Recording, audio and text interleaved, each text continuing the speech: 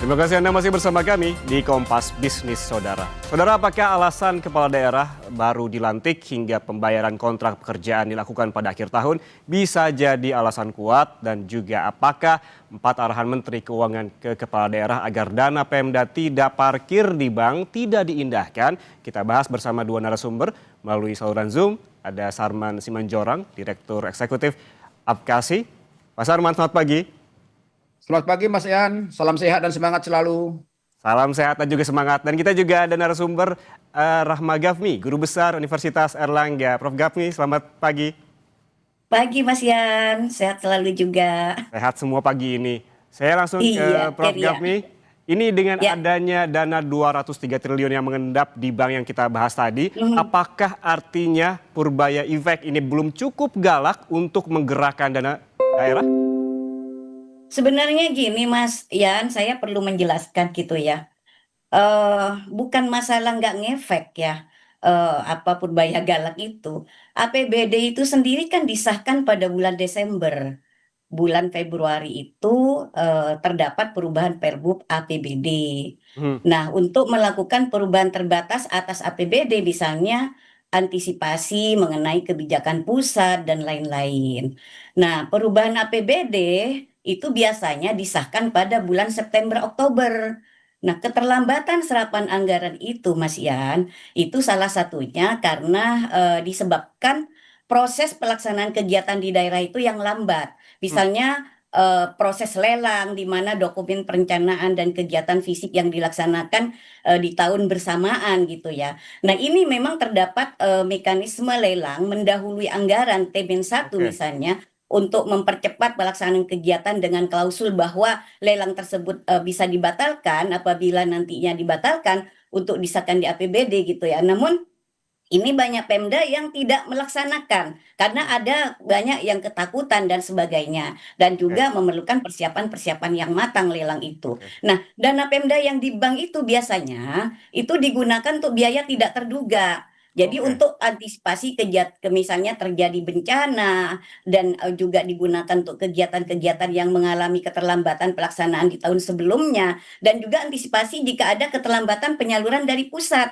dana dari pusat. Nah, biasanya Mas, perbedaan siklus APBD dan APBN itu memang sangat ini ya, sangat jelas gitu. Kalau APBN itu fleksibel, kalau APBD itu kan rigid gitu, hmm, Mas. hmm, Nah, APBD itu memiliki jadwal penyusunan dan pengesahan yang lebih lambat dibandingkan dengan APBN. Dana transfer dari pusat, baik itu DAU, DBH, DAK, itu sering baru cair di triwulan 3 atau 4, sehingga daerah ini tidak bisa langsung membelanjakannya, Mas Yan. oke. Nah, Prof. setelah Gafni, APBD perubahan itu disahkan, hmm, biasanya itu di kuartal 3 dan kuartal 4. Nah, dana yang belum terserap itu otomatis sisa lebih pembiayaan anggaran itu namanya silpa, itu tidak mungkin kan ditaruh di kas oke, daerah di kantornya, pasti kan ditaruh di bank untuk menghindari suatu apa kejahatan-kejahatan yang akan terjadi. Nah, oke, kedua, ketentuan hukum itu sangat rigid, Mas. hmm, Peraturan Mendagri, ya, Permendagri itu mewajibkan Perda perubahan APBD sebelum dana digunakan. Evaluasi Kemendagri dan BPK itu harus selesai misalnya sebelum pencairan sehingga dana terkunci ya. Sementara pastinya itu akan dimasukkan di rekening BPD ataupun maupun ada di kas daerah, tapi kan tidak mungkin semuanya di kas daerah. Nah, paling tidak, yang paling ini adalah kebutuhan likuiditas dan cadangan, Mas Yan. Jadi Pemda itu harus menjaga kas operasional untuk gaji, untuk listrik, untuk air, dan belanja wajib itu minimal 2 sampai 3 bulan. Nah, silpa itu digunakan sebagai cadangan untuk proyek-proyek multi-years atau pembiayaan utang-utang Pemda dan sebagainya. oke. Jangan selalu menyalahkan Pemda, saya tidak membela Pemda. Tapi kadang-kadang Mas Yan, keterlambatan transfer pusat ini, termasuk juga misalnya pemangkasan atau keterlambatan dana dari pusat, baik itu DAU, DBH, maupun DAK, itu membuat daerah menyimpan saldo lebih tinggi yang ada di bank. Untuk apa? Yaitu untuk antisipasi. Jadi sama lah Mas Ian, seperti dana apa namanya fiskal itu yang ditaruh di Bank Indonesia itu kan sebenarnya buffer stock. Jadi Prof. Pemda Gafni. juga harus ada buffer stock. Kalau misalnya ada bencana mau dari gimana caranya? Kalau tidak ada buffer stock. Nah, itulah Mas Ian, kita harus lebih bijak gitu ya untuk menyikapi. Artinya Pak Menkyu ini harus berkoordinasi dulu dengan Kemendagri, jangan langsung melontarkan begitu sehingga tidak Oke. jadi suatu Prof. polemik Gafni, ya jadi terhadap daerah singkat saja ini. bisa disimpulkan dari penjelasan tadi Prof. Gafni, menurut Ya. Anda ini bisa dijawab to the point, apakah ini terjadi dana yang ada di bank ini menurut Anda tadi penjelasan Anda adalah ketakutan untuk mencairkan atau memang yang kedua biaya tak menyimpan untuk biaya tak terduga? Ada biaya-biaya memang proyek yang memang belum jatuh tempo, karena pembayaran proyek itu kan tidak mungkin dibayar di awal. Ketika selesai pekerjaan 100%, baru proyek itu dibayar. Karena itu kan sangat berisiko gitu ya. Dan risikonya itu taruhannya adalah macam-macam Mas Yan. Bisa masuk penjara itu kalau nggak Hmm, hati-hati gitu kan. Oke, Nah, yang kedua bisa saja juga tadi untuk biaya-biaya yang memang misalnya tidak terduga seperti bencana, pembayaran gaji pegawai, pembayaran rekening listrik, macam-macam. Dan itu oke. pun dana yang ditaruh di bank itu Mas Yan, itu tidak hanya nganggur begitu aja, itu kan bisa menambah PAD daerah yang bisa digunakan untuk kemanfaatan masyarakat yang ada di daerah itu masing-masing Mas Yan, Oke, gitu berarti Mas artinya Yan. jangan seuzon dulu ada dana mengendap di Iya. bank begitu ya. Ada tadi dua Saya alasannya gini Mas tadi. Yan, saya itu berharap gini Mas Yan, Pak Menkyu ini kan dengan Pak Tito ini kan satu ini ya. Nah, nggak usah dulu dilontarkan bahwa dana ini Pemda nggak Oke. melaksanakan ini daya serap yang tinggi. Memang daya serapnya itu 68% karena memang rata-rata Mas Yan tadi keterkaitan dengan keterlambatan lelang dan sebagainya itu biasanya masa-masa di akhir tahun. Nah, itu baru ngejos gitu loh daerah itu. Dan memang ini Hmm, aduh hmm. complicated sih Mas Yan. Nantilah apa saja nanti Oke. mungkin Pak saya akan menambahin Baik, lagi saya ke Pak Mas Sarman Yan. kalau begitu. Pak Sarman, ini transfer Oktober tahun ini memang turun 1,2%, tetapi secara tahunannya belanja daerah juga turun 13,5%. Turunnya sampai 126 triliun. Apa penjelasannya? Bukankah ini jadi wajar apabila TKD tahun depan dipangkas? Ya, jadi gini, saya juga ingin menambah apa yang disampaikan oleh Ibu Prof. Gahmi ya. Mengapa ada saat ini dana kas daerah itu di bank ya. Pertama Hmm, adalah adanya proyek yang sedang berjalan dan selesainya itu di akhir tahun. Otomatis itu kan harus dibayar di akhir tahun. Sebelum dibayar, ya itu kan harus mengendap di bank. Itu pertama. Yang kedua, tadi Ibu Prof bilang adanya anggaran perubahan. Anggaran perubahan itu disahkan sekitar awal Oktober, ya kan? Nah, awal Oktober berarti itu akan berproses. Nah, semua akan dicairkan di akhir tahun. Nah, kedua, yang ketiga, honor P3K.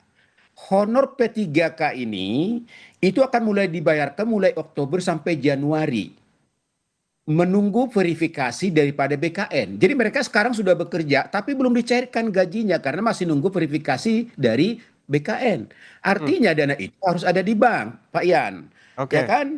Nah, kemudian juga tadi misalnya ada proses lelang lah, ada sistem e-katalog. Jadi tidak ada sebenarnya bahwa kesengajaan Pemda itu untuk menyimpan di bank, tidak.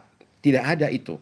Ya kan? Hmm. Kehati-hatian, kemudian juga bagaimana pengelolaannya dengan baik, bagaimana juga proses pembayarannya semua juga dengan baik sehingga tidak terjadi masalah hukum. Nah, ini yang harus dijaga betul. Ya, karena bagaimanapun Pak apalagi Sarman, saat ini kita lihat kan hampir 50% kepala hmm. daerah kita ini baru gitu ya kan, Mas Arman, kalau baru. demikian kan ini waktunya semakin mepet di akhir tahun 2025.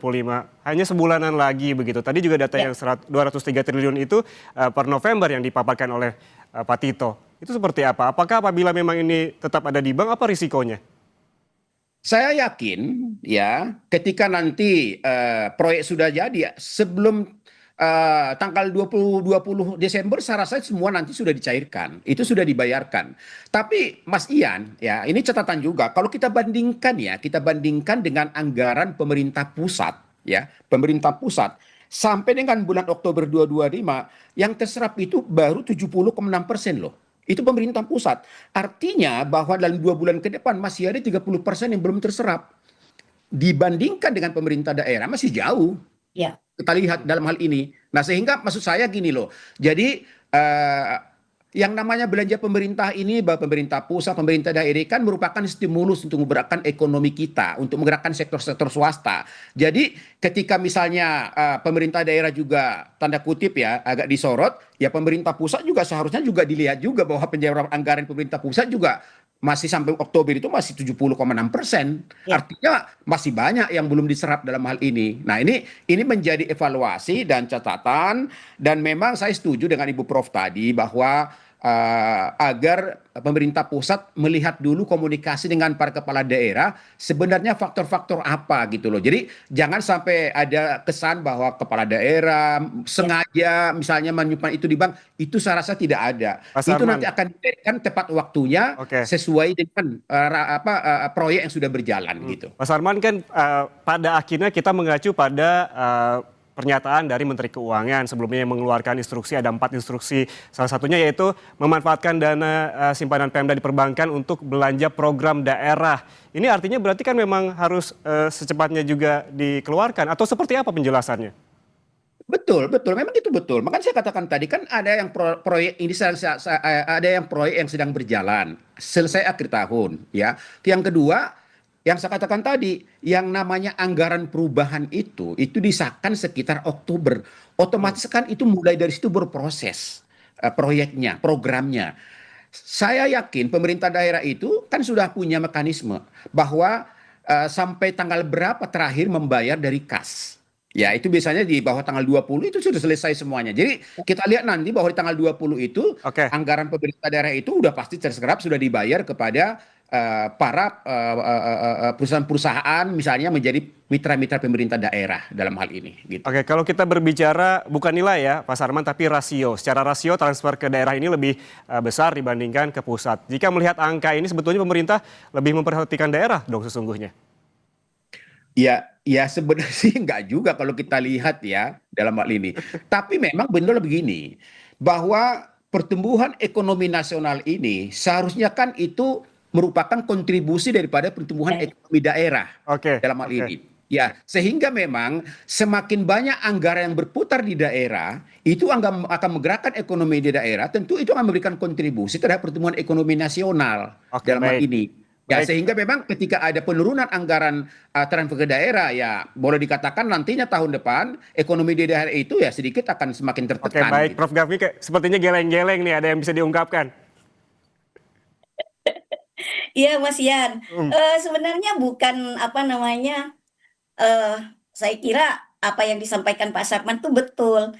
Jadi gini Mas Yan, saya bingung juga gitu ya. Sementara katanya kan mengejar target pertumbuhan ekonomi kita itu 8% gitu kan.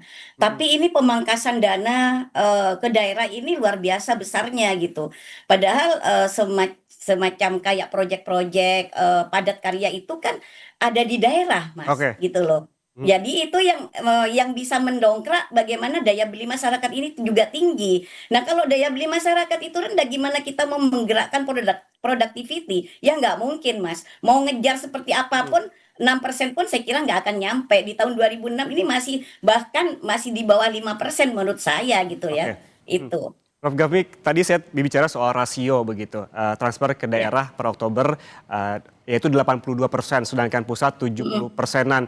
Apakah ini bisa mengonfirmasi efisiensi benar-benar terjadi di pemerintah pusat begitu? Tapi tahan dulu jawabannya, Prof Gafni. Sesaat lagi kita kembali hanya di Kompas Bisnis untuk Anda. Anda masih bersama kami di Kompas Bisnis, Saudara. Kita langsung bertanya kepada narasumber. Tadi saya sempat bertanya kepada Pak Sarman begitu yang belum terjawab terkait dengan transfer Oktober tahun ini memang turun 1,2%. Tetapi secara tahunan belanja daerah juga turun 13,5%. Turunnya sampai 126 triliun. Apa penjelasannya? Bukankah ini jadi wajar kalau TKD tahun depan ini dipangkas jadinya? Silakan Bu Prof. Ya boleh, saya yang menjelaskan Kak. Pak Sarman dulu boleh. Prof juga jadi boleh. gini Mas Yan, saya itu ingin menjelaskan sebenarnya mengenai mekanisme silpa dalam APBD gitu ya. Karena kita lihat bahwa pengaturan dalam peraturan pemerintah nomor 12 tahun 2019 itu bahwa silpa tahun sebelumnya itu di pasal 31 ini ya, silpa sebelumnya itu menjadi sumber pembiayaan APBD pada tahun berjalan. Nah, di pasal 32, silpa itu harus dianggarkan dalam rencana pembiayaan anggaran atau RPA. Untuk apa? Pertama, menutup defisit. Yang kedua, itu adalah membiayai pengeluaran pembiayaan, misalnya pelunasan utang-utang. Terus dibawa ke tahun berikutnya sebagai apa? Sebagai cadangan. Nah, ini tidak boleh langsung dibelanjakan secara sembarangan karena sudah ada aturannya, Mas Ian. Nah, prosesnya gimana? Akhir tahun anggaran, audit BPK dilakukan, laporan realisasi APBD dilakukan, maka yang kedua, hitung silpa, disahkan dalam Perda Pertanggungjawaban APBD gitu ya. Nah, ketiga, kita melihat pengajuan Perda perubahan APBD gimana? Jika ingin menggunakan SIPA, itu harus masuk dalam rencana pembiayaan. Oke. Evaluasi Kemendagri berikutnya. Ada lagi, pastikan bahwa tidak melanggar ketentuan, misalnya batas silpa berapa persen yang boleh digunakan. Itu. Nah, penempatan dana yang ada di BPD itu, Mas, itu sebenarnya sebagai giro atau deposito untuk mendapatkan bunga. Bunga tersebut dimasukkan sebagai pendapatan lain-lain di PAD itu. Nah, biasanya juga depositonya itu adalah deposito on call, DOC. Jadi fleksibel, kapan aja Pemda itu membutuhkan itu langsung cair, bukan deposito seperti deposito kita gitu, Mas. Nah, Oke. ini yang intinya, Mas, sisa uang itu yang berupa silpa itu diatur ketat oleh PP 12 ya, nomor 12 tahun 2019 dan Permendagri. Permendagri itu juga harus melalui proses Perda perubahan APBD dan evaluasi sebelum bisa dibelanjakan kembali. Semua itu ada. Penyebab pengendapannya apa di bank itu? Karena ketidaksinkronan waktu, transfer pusat, aturan penganggaran yang rigid, dan juga kebutuhan menjaga likuiditas operasional yang ada di Pemda. Nah, ini Mas, kita gimana caranya percepat realisasi belanja itu, bagaimana kita mengurangi silpa, maka dibutuhkan juga nih saya ngasih masukan kepada Pemda, misalnya perencanaan yang lebih matang. Apa perencanaan yang lebih matang? Sinkronisasi APBD dengan APBN. Pastikan jadwal pengajuannya dan bagaimana pengesahan APBD lebih awal, misalnya di kuartal 1, agar dana transfer pusat juga yang berupa DAU, BH, DH dan juga DAK itu bisa cair sejak awal. Nah, ini Mas yang menjadi suatu kendala. Yang kedua apa? Prioritaskan proyek-proyek strategis, misalnya fokus pada proyek yang sudah masuk daftar proyek prioritas barang dan jasa yang sudah siap kontrak, misalnya percepatan proses pengadaan barang dan jasa. BPJ itu dengan e-katalog dan sistem Oke. pengadaan secara elektronik, memangkas waktu lelang hingga 30% itu harus dilakuin. Penggunaan penunjukan langsung misalnya atau kemudahan pengadaan untuk proyek kecil atau darurat itu sesuai dengan batas-batas nilai yang sudah ditentukan. Nah, lakukan tender cepat misalnya fast track ya untuk paket-paket besar yang sudah matang dokumennya. Maka dari itu manajemen kas yang lebih agresif.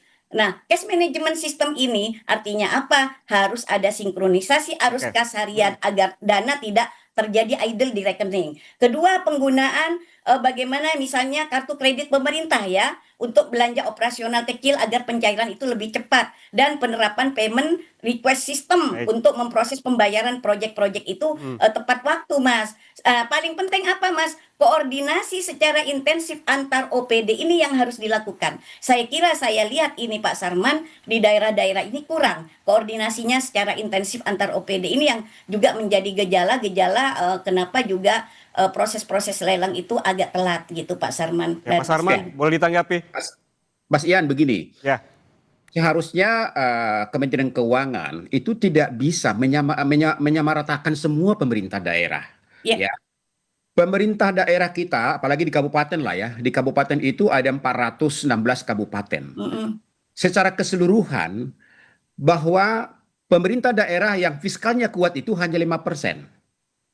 Yang sedang itu 5%. 90% itu semuanya tergantung daripada transfer dari pusat dalam hal ini. Nah, sehingga memang ya pemerintah daerah ini harus melihat kasus per kasus kondisi masing-masing di daerah yang memiliki tantangan yang berbeda-beda dalam hal ini. Apalagi misalnya seperti isu bahwa tahun depan semua anggaran Pemda itu dipotong, dikurangi, kami dapat informasi ada daerah yang sudah diketok tahun 2026 itu hanya bertahan sampai 8 bulan APBD-nya. Ya. Ya, karena apa? Karena tidak melihat daerah tertinggal, tidak melihat fiskalnya kuat, semua dipotong rata dalam hal ini. Nah, sehingga apa yang terjadi? Yang terjadi ya ke depan itu adalah mereka mungkin akan nol pembangunan infrastruktur. Semua hanya biaya operasional dalam hal ini. Nah, makanya dalam hal inilah ya menjadi satu referensi ya bagi pemerintah pusat supaya dalam hal ini bisa melihat daerah masing-masing dengan kondisi keuangan fiskalnya dan tantangan yang dihadapi. Oke. Apalagi kita lihat sampai saat ini Baik. ada yang namanya hampir 30 daerah tertinggal. Ya, daerah tertinggal yang 100% memang mereka itu sangat-sangat tergantung daripada transfer dari pusat. Apabila dipotong, maka saya yakin seperti tadi itu, maka ke depan tahun depan ekonomi di daerah itu Oke, Pak akan Sarman. tidak bisa bergerak maksimal dan tidak akan bisa memberikan kontribusi terhadap pertumbuhan ekonomi nasional. Oke, bisa saya simpulkan dari perbincangan kita bahwa memang yang perlu dilakukan adalah komunikasi antar kementerian. Jangan ujuk-ujuk begitu mengeluarkan statement, apalagi memang ini berpengaruh terhadap daerah begitu. Tadi jangan juga disimpulkan bahwa memang ada dana di perbankan ini serta-merta bisa digunakan secara kapanpun begitu ya. Terima kasih telah bergabung bersama kami narasumber Sarman Simanjorang, Direktur Eksekutif Apkasi, dan juga ada Rahma Gafni, Profesor Ilmu Ekonomi Moneter dan Perbankan Universitas Erlangga. Sehat selalu.